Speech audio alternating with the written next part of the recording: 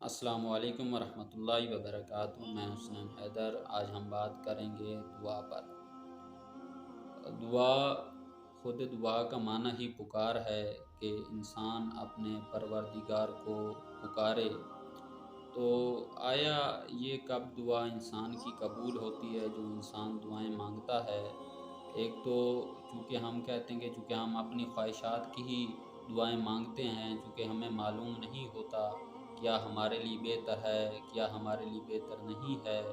مثلا اس وقت میرے لیے ایک چیز یہ ضروری ہے یا نقصان دہ ہے، چونکہ ہم معرفت نہیں رکھتے اور پھر خدا سے مانگ بیٹھتے ہیں۔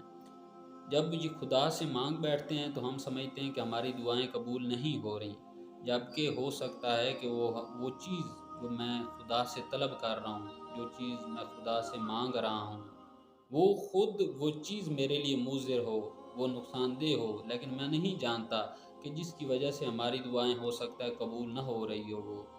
تو یہ دعا قبول کب ہوتی ہے؟ دعا اس وقت قبول ہوتی ہے کہ جب انسان ٹوٹے دل سے اپنے پروردگار کی طرف دوڑے، اپنے پروردگار کو یاد کرے، اس کو پکارے۔